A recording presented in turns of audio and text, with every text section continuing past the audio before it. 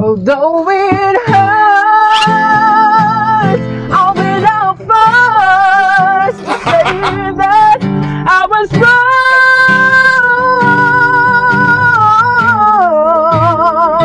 Oh, I know I've done much too late. Kita nyo yung bad trip nung lalaki na nakaitim na jacket. Pag nahanap niya yung tao na naglagay sa kanya nun, siguradong masusuntok niya. Yan yung mararamdaman mo, no, pag nilagyan ka ng orokan sa ulo. Malamang sa malamang, magiging ganito ang kulay ang muka ng babae. Try and apologize for my mistake, but I just want you to know. Nakita mo ang kabog rin.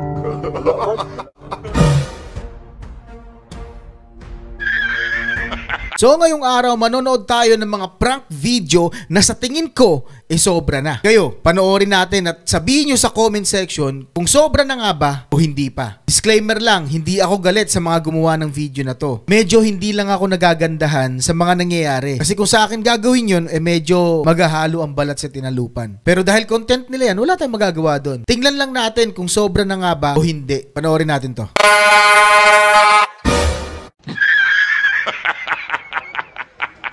Nakita niyo yung pagtalon ng lalaki doon? Pwede siyang madisgrasya doon. Pwedeng tumama yung ulo niya dyan sa mga bato na nandyan. So napakadelikado talaga ng mga prank na ganito. Hindi lahat ng prank delikado hindi ko sinasabing lahat. Pero yung mga prank na ganito, delikado to. Pero kung sila lang yan, kahit masugatan sila or magkaroon sila ng black eye sa isa't isa, okay lang yan eh. Pero sa ibang tao yan, medyo delicate yan, my friend.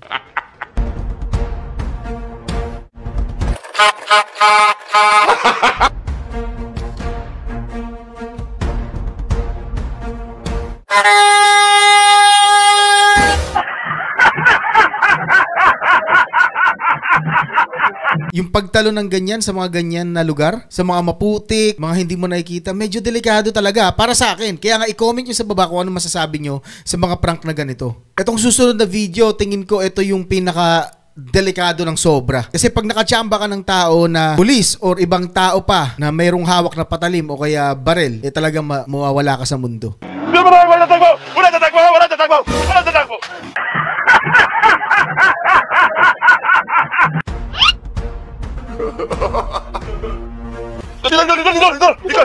Dito ka! Pakita mo yung kasama mo! Dapa! Search na tayo ha! Search!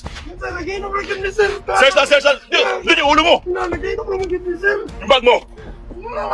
Yung ganyan, gagawin mo sa tao yung ganyan, medyo wala na talaga. Dinisar! Talikod ka! Putang na, puputokan kita eh! Nagidom ka? Ha? Tapos yung ganyan, na kunwari pinaplantahan mo yung tao dahil prank nga ito, medyo negative talaga, my friend, Talagang medyo may mangyayari sa'yo pag sa ibang tao mo yan nagawa. Natakot kayo? Ano to? Wala sa planting mo na imuwasan. Ano to? Planting na imuwasan. Anong planting? At saka yung nararamdaman nito sa oras na yan, sa panahon na yan, at saka sa segundo, minuto na yan. Itong lalaking ito na pinaprank nila. Sobrang kaba sa dibdib niyan. Sobrang sikip sa dibdib niyan.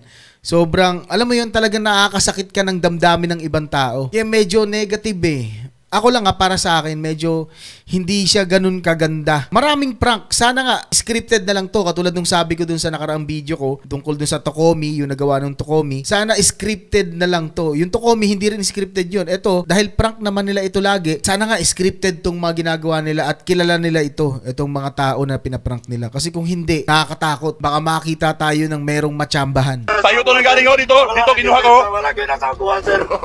Wala Tayo. Nagiinom na kami, sir. Dito. Nagiinom na kami, sir. Nagiinom na kami. Ano to? Wala lagi na planting. Wala na yung sir. Nagiinom na kami, sir. Ito yung nakuha ko sa iyo. Planting na yung sir. Ito, 1.5 kilogram and height. Wala na yung sir. Tikman natin to, ha? Tikman natin to, ha? Ito, ha? Tikman natin to, ha? Tikman natin to, ha? Tikman natin, ha? Lumakurag kami, sir. Huwag yung miyana, sir. Bakit ganito lasa? Tikman mo! Tikman mo, anong lasa? Asin ba ni, sir? Oh, asin! Ito yung hinahanap ko! Bagay sa itlog ko! Bakit natin to, ha?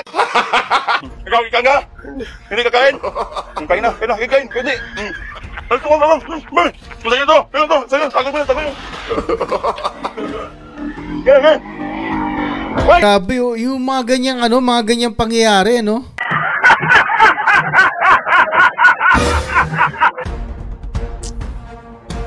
Tapos hindi siya nakakatawa. Ewan ko kung ano ba, mataas ba standard ko sa nakakatawa o hindi ako natatawa dahil may nasasaktan. Parang ganun eh. Hindi ako natatawa kasi may nasasaktan eh. Para sa akin kasi kahit yung yung mga kaibigan ko pag nagpapakita sila sa akin ng mga video na may binabatukan, hindi ako natatawa kasi parang masakit. Yun ang lagi kong sinasabi yan dito sa channel ko na ilagay mo yung sarili mo doon sa posisyon ng mga tao na tinatanong mo or pinahinuhusgahan mo bago mo husgahan. Ilagay mo muna yung sarili mo. Wag ka magja-judge ng hindi mo nararamdaman yung nararamdaman nila. Kaya nga ako ganun. So kung babatukan ka, sa tingin mo masaya, nakakatawa, hindi ba hindi? Pero kung ibang tao manonood, tatawanan ka. Parang may mali. Eto naman, dito naman sa video to, eto yung na Jessica Soho dati, na prank done wrong talaga kasi pulis din yung pinrank nila. At meron pang isang video dito na sarili naman niya ang nasaktan niya dahil sa gusto niyang i-prank yung mga tao na nakakakita sa kanya. At mas maraming makapanood ng video niya dahil magva-viral nga ito.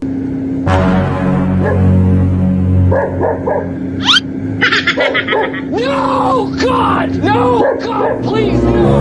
No! No! No! Ano problema mo, Mare? Ano problema mo? Saan mga ha? Ha?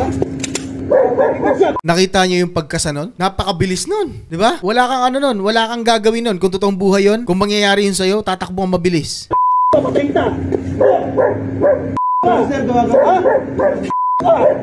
Sir, gumagawa lang po kami ng video. Hindi, gumagawa lang. Hindi, gumagawa lang po kami ng video. Gumagawa lang. Hindi, gumagawa lang po kami ng video, sir. Gumagawa lang kami ng video, sir. Hindi, gumagawa lang po kami ng video. Matagal mobile sir. Gumagawa lang po kami ng video. Ha?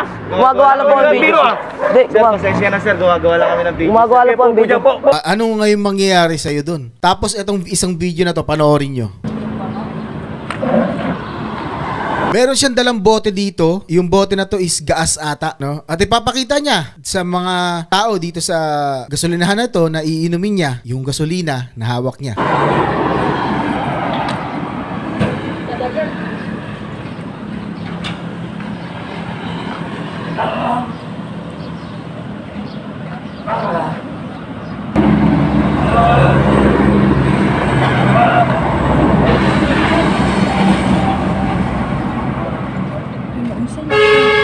Sabihin mo na rin.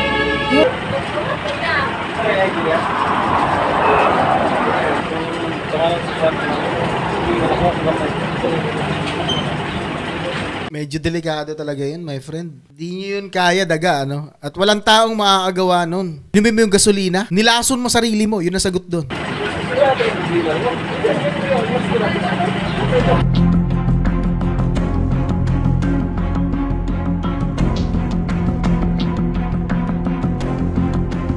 So, konklusyon tayo. Ano ba ang pinaka-konklusyon natin sa paggawa ng video na ngayong araw? Para ba mag-trending tayo? Ginawa natin ng video yung mga tao na gumagawa ng prank? Hindi. Ito yung salitang for awareness. Ito talaga yun. Ginawa ko tong video na to para mapakita sa inyo na hindi lahat ng prank nakakatuwa. At hindi lahat ng prank nakakatawa. Diba? Kaya sa mga inspiring vlogger na gustong mag-vlog at gustong gumawa ng prank, pag-isip kayo ng 1,000,000 beses. At sa mga gumagawa naman ng prank na ganito, hindi ko ginawa ng video na to para siraan kayo. Sinasabi ko lang na yung prank nyo medyo hindi na nakakatuwa. Nakakasakit na ng isip, dibdib, at saka yung physical. Kaya sana, bago natin pag-isipan yung gagawin nating content, pag-isipan muna natin ng 5,000,000 beses. Sa ganon, makagawa tayo ng magandang content at nakakatuwang video. At mas marami pang ma-inspire sa mga ginagawa natin. Nakatulad kong vlogger. So hanggang dito na lang tong video na to. At kayo, anong masasabi nyo sa ginawa nating video ngayon? I-comment mo sa baba. Kita-kita tayo ulit sa susunod na video. Peace!